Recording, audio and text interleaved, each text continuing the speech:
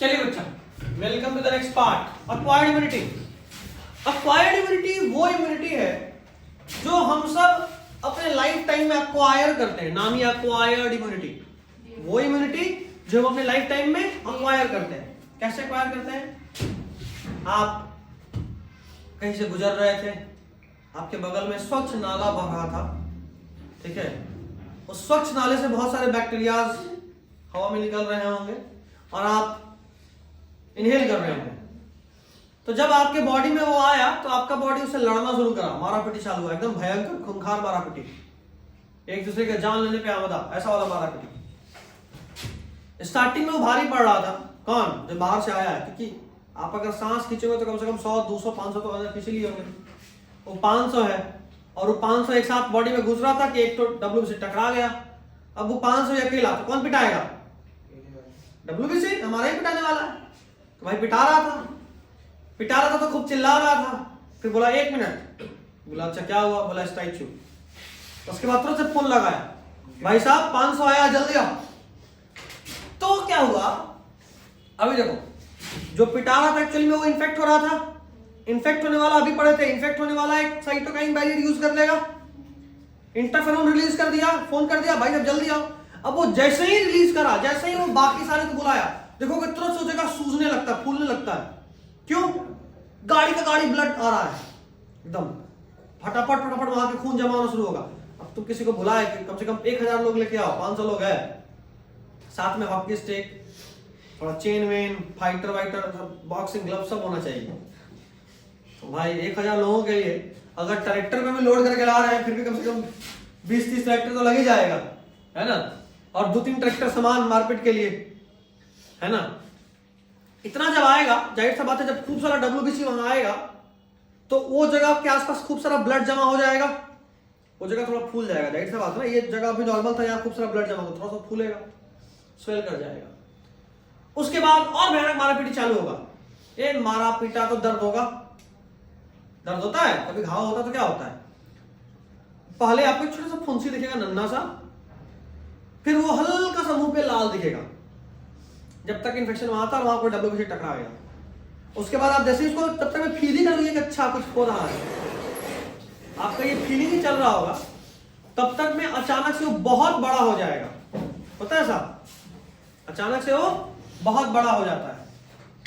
अब जब वो बहुत बड़ा हो गया है, बहुत बड़ा घाव हो गया है, तब तक में आप एक खास चीज देखोगे, इससे पहले कि वो बड़ा हुआ, पूरा स्वेलिंग हो जाएगा, पूरा जगह रेड हो जाएगा। रेड क्यों हो जाएगा? क्योंकि उस जगह पे ब्लड एक्यूमुलेट हो रहा है, होगा। अच्छा, इतना होते होते में एक चीज और होगा। फिर क्या होगा? अब तुम देखोगे जब मारपीट शुरू होगा तो एक तो पेन होगा, और 1-2 दिन के पेन के बाद आप देखोगे कि उसका जो एकदम मुंह है वो धीरे धीरे पीला होना शुरू होगा। नोटिस करते हो? क्यों? भाई जो मारे पीटे हैं, जितना लोग मर गया, उसका डेड बॉडी ऊपर फेंकते हैं, चलो उसको टांगो, डेड बॉडी ऊपर फेंका रहा है, वही बाद में पस बनाता है, ठीक है। हाँ बिल्कुल। अच्छा, मारपीट का तरीका क्या है? डब्ल्यूबीसी क्या करता है कि उसको पकड़ा और बूम, मतलब जो भी डब्ल्यूबीसी था वो उस पैथोजन को पकड़ेगा और इनगल्फ कर जाएगा, निगल जाएगा, कच्चा निगल जाएगा, और फिर अपना लाइसोसोम ब्लास्ट कर लेगा। तो खुद तो डाइजेस्ट हो गया, उसको भी ले डूबे, ऐसा वाला चीज।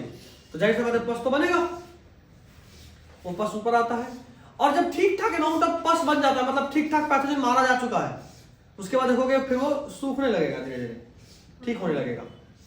और जब वो ठीक हो जाता है तो अंत में क्या दिखता है? वो बस्ट करा, पस बाहर निकला और कहानी खत्म। यही होता है ना। तो अब एक्वायर्ड इम्यूनिटी में समझो, जब कोई पैथोजन अंदर आया तो मेरा बॉडी उससे लड़ा। अच्छा, पहला वाला हमेशा ही पिटाएगा। जब भी कोई नया आएगा, मान लो अभी आप उसी नाला के पास अगली बार फिर से भ्रमण पे निकले, स्वच्छ नाला के पास से, ठीक है, तो स्वच्छ नाला के पास से जब आप भ्रमण पे निकलेंगे, अगली बार फिर वही पैथोजन आएगा, तो ये बार तो रेडी है, अच्छा बेटा देख लिया डब्ल्यूबीसी ना अकेला हमको पीट देता है, ये बार तो ना लड़ेंगे। जैसे ही जगह फोन कर दिया, जल्दी आओ, तो इससे पहले कि वो कुछ करता है, यहाँ पे 500 पहुंच गया है, कहानी खत्म। समझ रहे हो? तो इस बार वो खुद से लड़ेगा ही नहीं, इस बार वो खुद से लड़ेगा ही। क्या करेगा? वो पहले ही तैयार है।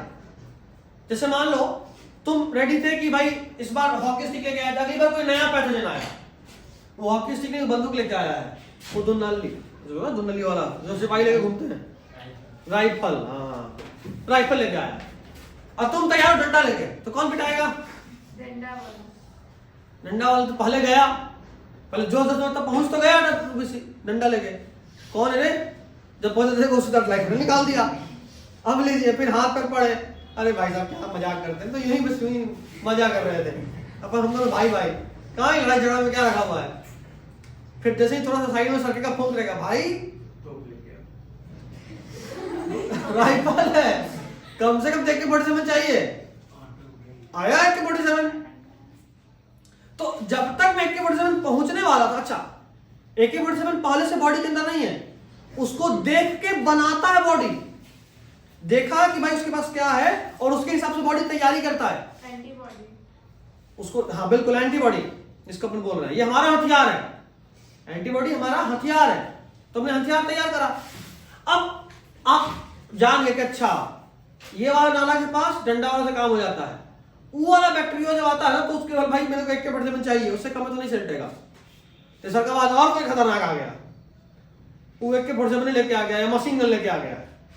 अब लीजिए, अब आप मशीन गन लेके आया था, आपका AK-47 कौन है रे, तो फिर पिटाइएगा, है ना। फिर फोन कीजिएगा कि भाई एक बार तो तोप लाना पड़ेगा, उससे कम में तो कुछ ना होने वाला है, दूर से ही उड़ाओ, नहीं तो फिर कहानी खत्म। चलिए तोप आया, तोप बनने में समय लगेगा। जब तक तोप बन रहा है, यानी जब तक उस पैथोजन के अगेंस्ट स्पेसिफिक एंटीबॉडी बन रहा है, तब तक आप बीमार हैं। जिस दिन एंटीबॉडी बन गया, आप अटैक करके तो खत्म कर देंगे। अगली बार याद रहेंगे, अच्छा ये वाला जब आता है ना, इसके सीधा तोप निकालो, डंडा लगेगा तो बहुत मार मारेगा, समझ रहे बात। तो इसको बोलते हैं मेमोरी, हमारा बॉडी याद रखता है। जैसे मान लो कभी क्रिकेट का मैच या किसी मोहल्ला वाले से लड़ाई हो गया, या लड़कियों के लेवल पे एग्जांपल है, तो पता चला ई घर में लड़ाई हुआ है, बाप रे बाप बुढ़िया बहुत लड़ती है इसके हाथ नहीं है, लड़ो तो अच्छा है ना। या ईयरफोन लगा के गए, गाना बज रहा है एकदम, अपने से गलिया जा रहे, सामने वाला सुनाई नहीं दे रहा, एकदम सेफ चल रहे हैं, सेफ खेलना है ना। पता चला उसके बगल वाले कैसे झगड़ा हुआ, उसके यहाँ को बुढ़िया भी है, बच्ची दोनों आती है, तो मन भर गाली गलौज होता है, वो और भयानक लेवल का। ताकि बार आपको बड़का हेडफोन चाहिए, है ना। सरकार 3 को बहन थे, निकल के मारे पिटी चालू कर देती है बाल नोच के, तो भाई आपको उसके लिए अलग तरह का तैयारी करना है। तो पहली बार तो आप पिटा गए, आपको पहले से नहीं पता किसके यहाँ कौन आने वाला है, लेकिन जब अगली बार झगड़ा का नौबत आया, आपको पता है बुढ़िया है, चल ना इसके ऐसे सलट लेंगे। पता नहीं बार झगड़ा वो 3 वाली से, तब फोन करेंगे, आज जो रे है ना, लड़ना है थोड़ा बढ़िया से, सबको एक समोसा गिफ्ट मिलेगा, ऐसे वाला लड़ाई है ना। तो द थिंग इज कि अपन के बॉडी में भी मेमोरी सेल्स होते हैं जो याद रखते हैं कि कौन से वाले पैथोजन से किस तरह से काउंटर करना है, कौन सा वाला पैथोजन के लिए कौन सा एंटीबॉडी बनाना है। इसीलिए ये स्पेसिफिक होता है। हम अपने जीवन में सीखे, एक बार पहली बार तो लड़ गए, जब गाली खाए लात खाए तब समझ आएगा, अच्छा ना ये घर वाले से लड़ाई हो तो ऐसे नहीं ऐसे लड़ना है ना। और एक बार खाए पहले तब सीखे अपने लाइफ टाइम में। कई बार ऐसा होता है ना, गार्जियन रोज सिखाते हैं, देख बाबू ये काम नहीं करना चाहिए, लेकिन मान में नहीं करते हैं ना। एक बार जब करते हैं उसके बाद समझ में आ जाता है कि ना भाई सही बोल रहा है ना। उसके बाद फिर हम लोग किसी और को सिखाते हैं और उसको भी सेम डायलॉग, देखो हम भी नहीं मान रहे थे, तुम भी नहीं मानो, इनको पता है, लेकिन बाद में यही होगा, होता भी वही है, वो नहीं मानता है तुम्हारा बात। एक बार खुद गिरता है, फिर समझ में आता है कि अच्छा ऐसे नहीं ऐसे करना था। यह है अक्वायर्ड, हमने लाइफ टाइम में सीखा है। अक्वायर्ड इम्यूनिटी के लिए 2 सेल्स जनरल रिस्पॉन्सिबल है। जाहिर सा बात है ना, अपने को तोप मशीन गन AK-47 बनाना पड़ रहा है, तो कोई तो इंजीनियर भी होगा। अरे बहुत भयानक इंजीनियर है एकदम, IIT वाला इंजीनियर, नहीं कि कहीं से ITI करके इंजीनियर बन गए, फोन आता है इंजीनियर साहब जा रहे हैं घर पे वॉशिंग मशीन का सेटअप करने, वॉशिंग मशीन चलाना सिखाते हैं इंजीनियर साहब। वो वाले इंजीनियर नहीं है, अच्छे वाले इंजीनियर IIT वाले। 2 जगह, एक IIT दिल्ली है, एक IIT रुड़की है, कानपुर। चल इसको कान का पड़ा है, कानपुर। एक IIT दिल्ली और एक IIT कानपुर। एक तैयार करता है एक स्पेसिफिक तरह का टी सेल, मान लो ये है मैकेनिकल इंजीनियर, आई है सॉफ्टवेयर इंजीनियर, ठीक है। तो 2 तरह के सेल्स, एक टी सेल और एक बी सेल, 2 तरह के लिम्फोसाइट्स हैं, टी लिम्फोसाइट्स और बी लिम्फोसाइट्स। टी लिम्फोसाइट कौन बना रहा है? बोल पैरों क्या बना हुआ है? ये तो पहली बार बन गया। अच्छा, ये अभी सिर्फ बना है, जब तुम्हारा जन्म हुआ था तब तुमको समझ में आता है कि लड़ाई कैसे करना है? नहीं। फिर आपका ट्रेनिंग होता है, आप एक दिन छोटे होते हैं, छत पे घूम रहे होते हैं और पड़ोस के दो आंटियां लड़ रही होती हैं, आप देख के सीखते हैं, अच्छा लड़ाई ऐसे होता है, ओ ठीक। यहाँ पे भी ट्रेनिंग होता है। लड़के तो और ज्यादा ट्रेंड होते हैं, पहले वो छोटे बहुत शरीफ होते हैं, फिर उनको नुक्कड़ पे गली के मोहल्ले के कोने पे भैया लोग बैठने की आदत लगता है, फिर उनको ट्रेनिंग दिया जाता है, स्पेसिफिक ट्रेनिंग चलता है ना एकदम। दिव्य ज्ञान देखो, इतने इतने प्रकार की गालियां होती हैं, इतने इतने प्रकार के हथियार होते हैं, कब क्या चलाना और किस पे क्या चलाना है ये सिखाया जाता है। दिव्य ज्ञान एकदम वैसे इन सबका दिव्य ज्ञान दिया जाता है। कहां पे? तो दो तरह के लिम्फोइड ऑर्गन, एक प्राइमरी जो प्रोड्यूस करता है, क्या करता है? प्रोड्यूस करता है एंटीबॉडी, और ये सेकेंडरी, ये ट्रेनिंग देता है। कौन कौन? तो स्प्लीन हो गया, लिम्फ नोड हो गया, टॉन्सिल, अपेंडिक्स, मार्ट। मार्ट अपन पढ़ेंगे, mart mart mart mart mart, कहीं तो मार्ट मिल जाए। अबे मार्ट गायब हो गया। अच्छा तो हाँ मिल तो गया मार्ट, मेन लिम्फोइड मार्ट भी है ना, ये देख लो ये यहाँ जितना वहां पढ़ा है उसी का डिटेलिंग है, तभी आगे मिलेगा, घबराना नहीं है ना, बिल्कुल नहीं घबराइएगा कि क्या है ये सब आपको पढ़ना है, ठीक। तो अगले का है मार्ट, पेयर्स पैचेज, सब आप जानोगे। पेयर्स पैचेज हमारे इंटेस्टाइन में एक टिश्यू होता है। अब इन सब जगह पे कहां होता है लिख लो, ये इंपॉर्टेंट है। प्रेजेंट इन इंटेस्टाइन, कहां होता है? इंटेस्टाइन में। कहां होता है? इंटेस्टाइन में, स्मॉल इंटेस्टाइन होता है, ठीक है। आप इंटेस्टाइन ही लिखिए, आपसे ऐसे तो नहीं पूछना चाहिए, ठीक है। होता क्या है देखो, बच्चा बहुत शरीफ था, इसको भेजा गया फलाना भैया के पास, फलाना भैया गाली स्पेशलिस्ट थे, बोले चलो आज तुमको एक मार पे लेके चलते हैं। एक झगड़ा हो रहा था, ये वहां गए, वहां झगड़ा चल रहा था, बच्चा दूर से बैठी खाली देख रहा है, बोले तुमको कुछ नहीं करना है, तुम बस देख के सीखो लड़ाई करता कैसे है। तो तुम देखोगे लड़कों का कारण होता है, जब भी लड़ाई वो घेर के खड़ा हो जाते हैं, जरूरी नहीं सब लड़े, कुछ लोग तो खाली देख रहा होता है। मान लो कोई एक है राहुल, राहुल दूसरे का दूसरे को, मान लो राहुल जीते लगा तो राहुल की तरफ, दूसरा का जीते लगा दूसरा का की तरफ, वो जनता पलटता जाता है ना, पूरा पलटू मार। कहने का मतलब सिर्फ इतना है कि जितने भी पैथोजन जो हमारे बॉडी में एंटर करते हैं ना, उन सबको पकड़ पकड़ के यहां रखा जाता है।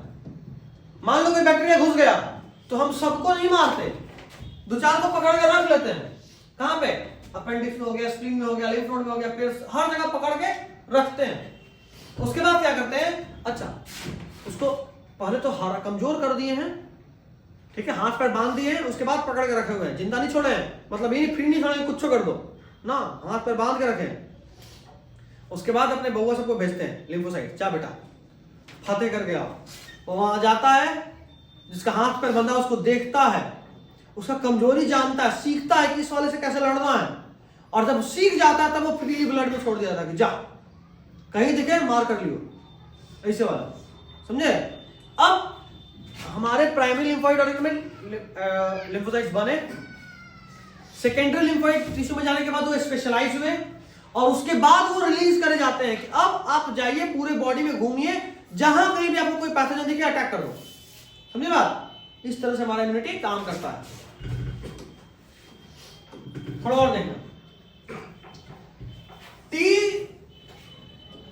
जो टी लिम्फोसाइट्स है वो सेल मीडिएटेड इम्यूनिटी में काम करते हैं, ठीक है, सेल मीडिएटेड इम्यूनिटी। और बी लिम्फोसाइट्स क्या है? ये एंटीबॉडी बनाता है, ये क्या करता है?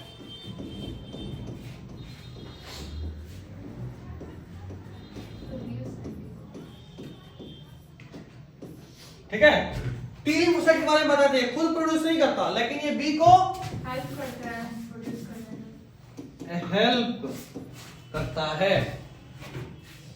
आइए सब कुछ क्लियर हो रहा है, धीरे धीरे हो रहा नहीं हो रहा? पक्का ना?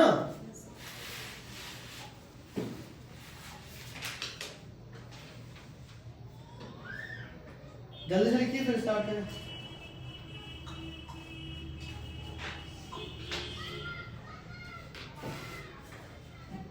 डन है, आगे बढ़े। चलिए थोड़ा सा हमारे बॉडी में कुछ मेजर का अरेंजमेंट देखो।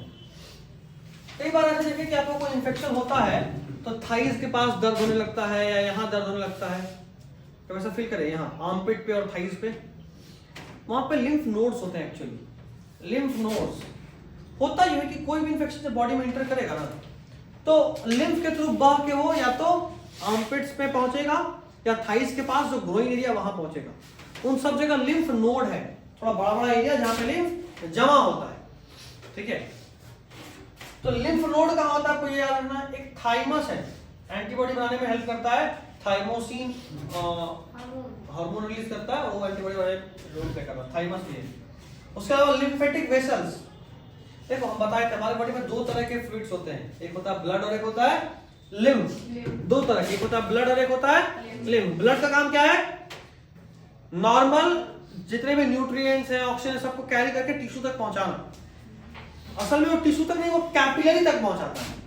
कैपिलरी में से ब्लड का कुछ पार्ट न्यूट्रिएंट और ऑक्सीजन लेके बाहर निकलता है, ब्लड वेसल से बाहर निकल जाता है। और ब्लड का वो पार्ट जो ब्लड वेसल से बाहर निकल गया उसको क्या बोलते हैं, लिम्फ। क्या बोलते हैं, लिम्फ। अच्छा सोचो ना, तुम्हारे ब्लड से मान लो हॉट 2 लीटर ब्लड पंप किया था, 2 लीटर ब्लड जब पहुंचा आपके टिश्यूज के पास तो 1 लीटर बाहर निकल गया, तो ब्लड कितना बचा, 1 लीटर। तो अगर ऐसा होता रहा तो पता चला कि सुबह में 5 लीटर खून था, शाम होता तो 1 लीटर बचा है, सब खून में बाहर निकल जाएगा, तो दिक्कत हो जाएगा ना। तो वेट भी बढ़ जाता है, ब्लड का वॉल्यूम कम हो जाएगा।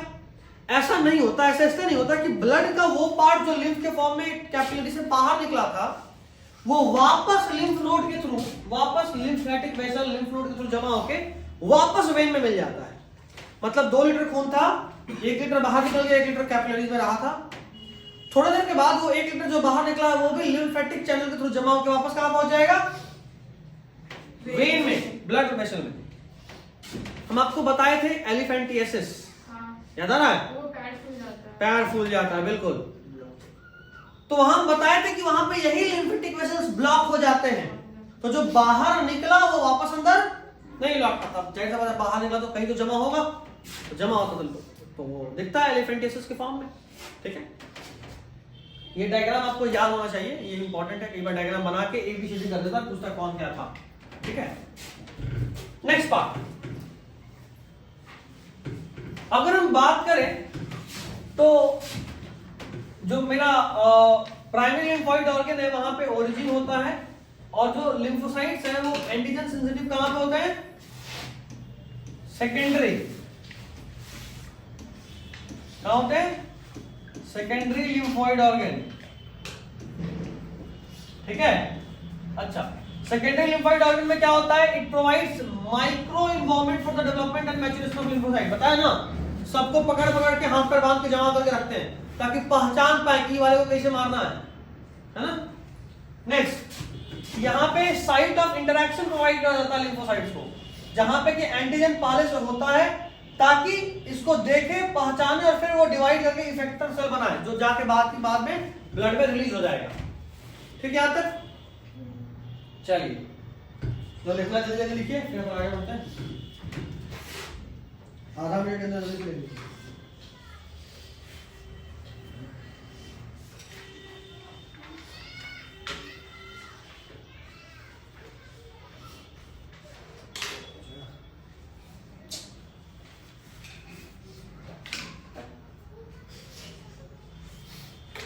चलिए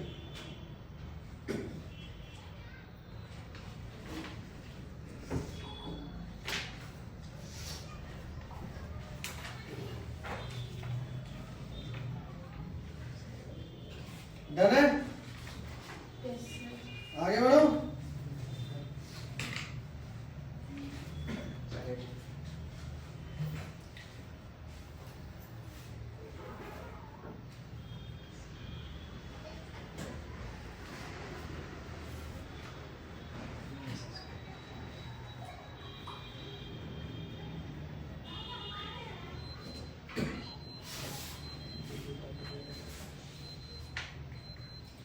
नेक्स्ट इज इम्यून रिस्पॉन्स। दो तरह का होता है इम्यून रिस्पॉन्स, दो तरह का होता है। पहला तरह इज कॉल्ड प्राइमरी रिस्पॉन्स और दूसरा तरह इज कॉल्ड सेकेंडरी रिस्पॉन्स या एनामेनेस्टिक रिस्पॉन्स। ठीक है, तो पहला तरह समझ में आ गया क्या है और दूसरा तरह भी समझ में आ गया क्या है। सुनो, जब हम बताएं, जब हम पहली बार किसी बैक्टीरिया या पैथोजन से मिल रहे होते हैं तो हम बहुत ही कमजोर रिस्पॉन्स देते हैं, क्योंकि हमें पता ही नहीं होता कि सामने वाले के पास क्या है। हम सोचे कि भाई सामने वाला ऐसे ही होगा, खाली हाथ एक हाथ तड़ा देगा लग जाएगा, या दो चार बार गलिया के भगा देंगे। जब पहुंचे तो पता चला सामने वाला हॉकी ले लेता, दे हॉकी के हॉकी हंस दिया एकदम, है ना। एक प्रॉब्लम तो यहां हो गया। तो पहला रिस्पॉन्स में आप ही पिटाए, बहुत ही वीक रिस्पॉन्स था, गए थोड़ा हल्ला हल्ला किए, पिटा के आ गए। अच्छा, एक बारी पहला, जब सबसीक्वेंट रिस्पॉन्स होता है, जब अगली बार आप उससे मिलते हैं तब वो हॉकी लेता, आप बंदूक ले गए डंडे के साथ, दे दनादन, है ना। इसको बोलते हैं सेकेंडरी रिस्पॉन्स या एनामेनेस्टिक रिस्पॉन्स। पहली बार वाला प्राइमरी होता है, बहुत कमजोर होता है। दूसरी बार वाला सेकेंडरी होता है, बहुत ही स्ट्रॉन्ग रिस्पॉन्स होता है, बहुत ही तैयार होता है बॉडी उसके लिए, देखते के साथ तोड़ देना है। पहला वाला लो है, लेकिन पहले एनकाउंटर के मेमोरी से सीखकर अगली का वाला तोड़ देता है ना। ये रिस्पॉन्स दो सेल्स कैरी करते हैं, बी लिम्फोसाइट और टी लिम्फोसाइट। ये एक एंटीबॉडी का स्ट्रक्चर है जो आपके लिए बहुत इंपॉर्टेंट है बोर्ड के लिए। ठीक है, अब देखो इसमें दो तरह के स्ट्रैंड दिख रहे हैं। एक जो थोड़ा लंबा है, इसको बोलते हैं हेवी चेन, क्या बोलते हैं, हेवी चेन, और एक जो छोटकू छोटकू सा है, इसको बोलते हैं लाइट चेन। ठीक है, अच्छा हेवी चेन तो ठीक है, लाइट चेन में तो देखोगे स्टार्टिंग वाला एरिया थोड़ा सा स्पेसिफिक है, देख रहे हो। इसको बोलते हैं एंटीजन बाइंडिंग साइट। बैक्टीरिया कहीं से पकड़ते हैं, एंटीजन बाइंडिंग साइट से ही बैक्टीरिया को पकड़ते हैं। अब मान लो किसी का एंटीजन बाइंडिंग साइट ऐसा था,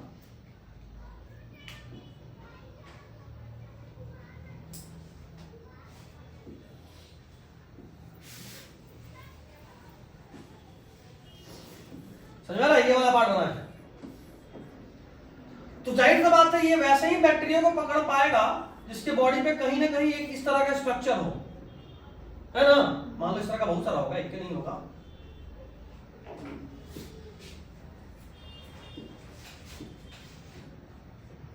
मतलब अब ये क्या करेगा, थोड़ा सा खुलेगा, इसको लॉक कर देगा, बराबर। अच्छा, अगर ये बैक्टीरिया थोड़ा सा इवॉल्व कर गया,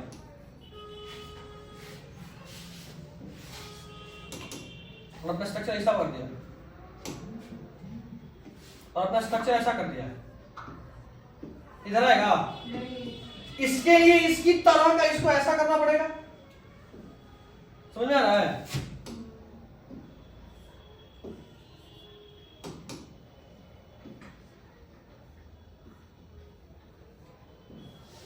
समझ, इसके लिए इसको ऐसा होना पड़ेगा ताकि इसको गोल वाले को लॉक कर पाए।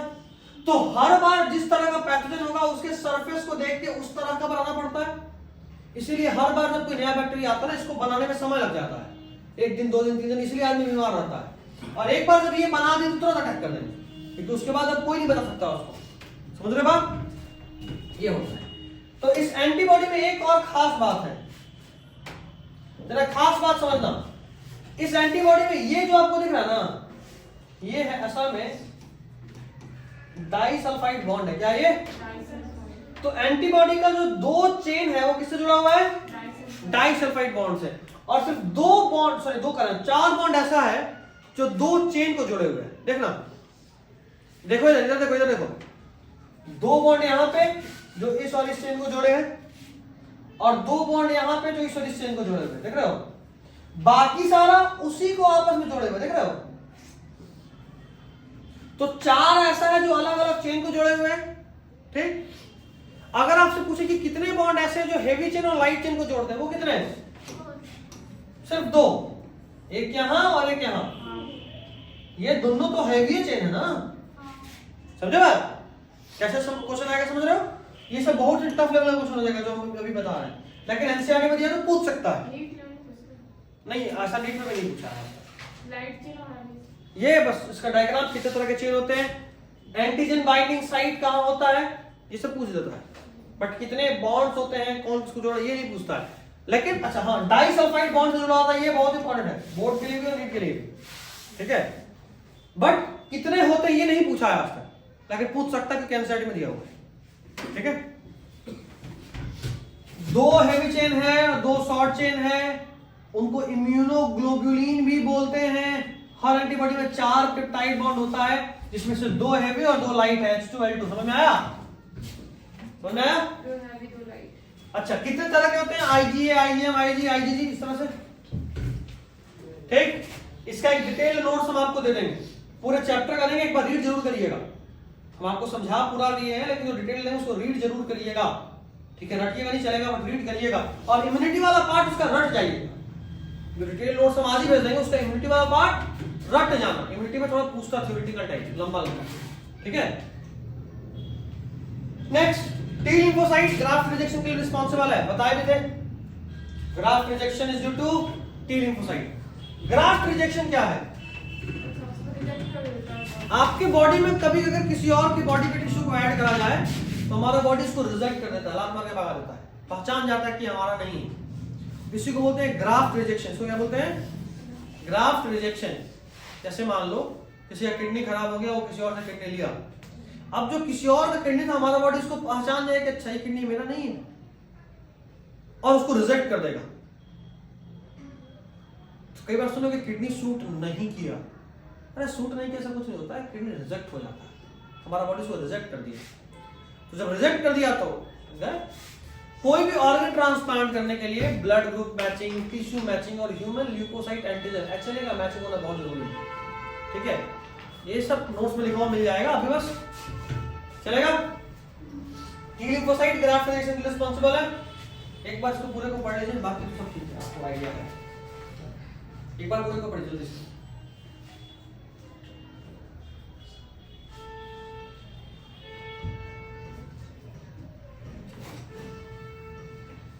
पढ़िए।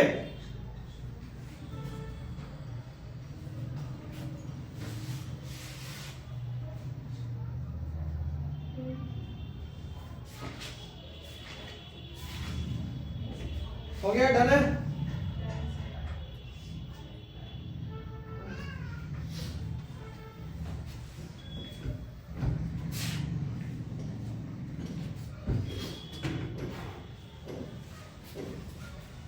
लिम्फोइड ऑर्गन्स, इसके बाद वैक्सीन। चलो ये पढ़ के फिर अगले टॉपिक में अगला वाला पढ़ेंगे, ठीक है।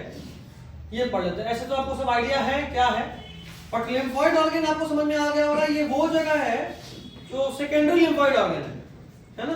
ये वो जगह है जो सेकेंडरी लिम्फोइड ऑर्गन। हम लोग पढ़ते लिम्फोइड ऑर्गन 2 तरह का, प्राइमरी और सेकेंडरी। प्राइमरी बनाता था, सेकेंडरी उसको वो एनवायरनमेंट देता था जिसमें कि वो तैयार हो, मैच्योर करे, है ना। सेकेंडरी लिम्फोइड ऑर्गन मैच्योरेशन में रोल प्ले कर रहा था, प्राइमरी लिम्फोइड ऑर्गन बना रहा था। सुनो, बोन मैरो, ये प्राइमरी लिम्फोइड ऑर्गन मिला, जहां पे सारे, ये स्पेलिंग गलत हो गया, ब्लड होगा, जहां पे सारे सेल्स बनते हैं, ठीक है। स्प्लीन और थाइमस। अच्छा, थाइमस भी ऑलमोस्ट प्राइमरी ही है, प्राइमरी नहीं बोलो, सेकेंडरी बोलो इसको, थाइमस को। यहाँ पे भी क्या बोलते हैं उसको, थाइमस में दोनों ही चीज होता है। अपन यहाँ पे लिखे हैं ना, वही दोनों चीज होता है, लिखे हैं ना यहाँ पे। हाँ बिल्कुल लिखे हैं, इसको भी प्राइमरी में ही काउंट कर लो, चलो, क्योंकि वहां वो भी हो ही रहा है, जब लिख भी है तो चलेगा। प्राइमरी है, ये भी क्या है, ये दोनों क्या है,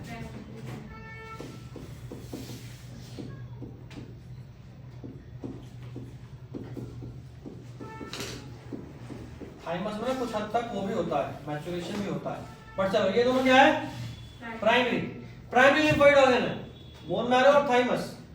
यहाँ पे भी अच्छा देखो, ये लोब्ड ऑर्गन है, हार्ट के बगल में होता है, और ये क्या कर रहा होता है। अच्छा, इसमें एक खास बात है, ये जन्म के समय बड़ा होता है और जन्म के साथ धीरे धीरे, मतलब एज बढ़ने के साथ धीरे धीरे छोटा होता जाता है। सुने होंगे, इसलिए जैसे चलो बूढ़ा होता है ना, मतलब हम बूढ़े हो गए हैं, मेरी वो क्षमता कम, तुरंत बीमार पड़ जाएंगे, क्योंकि बच्चे में तो बड़ा था, लेकिन जैसे जैसे बूढ़ा हो गया, मेरे पास थाइमस बचा ही नहीं है, तो एंटीबॉडी बन पाएगा क्या? नहीं। तो जाहिर सी बात है, इम्यूनिटी तो वीक होगा, जल्दी बीमार पड़ेंगे। स्प्लीन, ये बीन से, ये सब याद रखना है, बीन से ऑर्गन है, लार्ज ऑर्गन है, यहाँ पे क्या होता है, ब्लड को फिल्टर करके सारे ब्लड बोर्न माइक्रोऑर्गेनिज्म को ट्रैप करते हैं। और यहाँ पे इरिथ्रोसाइट, इरिथ्रोसाइट किसको बोलते हैं, आरबीसी। आरबीसी, आरबीसी को स्टोर करते हैं और इसीलिए इसको ब्लड बैंक भी बोलते हैं। क्या बोलते हैं, इसको ब्लड बैंक ऑफ बॉडी भी बोलते हैं। क्लास 11 से है लेकिन इंपॉर्टेंट है, ठीक है। और पता है खास बात, जब आरबीसी का लाइफ स्पैन पूरा हो जाता है ना 120 दिन का, आरबीसी 120 दिन जिंदा रहता है, 120 दिन के बाद वो मर जाता है। तो आरबीसी का जब लाइफ स्पैन पूरा हो जाता है ना, तो वो मरने भी यहीं पे आता है, स्प्लीन में जमा भी हुआ था, स्प्लीन में आके मरेगा भी। इसीलिए इसको ग्रेवयार्ड ऑफ आरबीसी भी बोलते हैं। ग्रेवयार्ड ऑफ आरबीसी यानी आरबीसी का कब्रगाह, है ना। तो this is important. Next is lymph node. बताए थे आर्मपिट्स के पास, थाइस के पास ऑर्गन्स है जहां पे जमा होते हैं। देखो लिखा होगा, antigen trapped in the lymph nodes are responsible for the activation of lymphocyte. मिला, बता चुके थे। मार्ट, ये इंपॉर्टेंट है, मार्ट का पूरा नाम। हमारे बॉडी का सबसे बड़ा लिम्फोइड ऑर्गन यही है, ऑलमोस्ट अबाउट 50% कवर करता है, लिखा तो है, पूरे बॉडी में फैला होता है, ठीक है। ये पूरे बॉडी में फैला होता है। ऑलमोस्ट बॉडी का 50% जो टोटल लिम्फोइड ऑर्गन है उसमें से 50% तो सिर्फ मार्ट होता है, ठीक है। चलिए अभी इसके बाद वाला नेक्स्ट पार्ट पढ़ेंगे।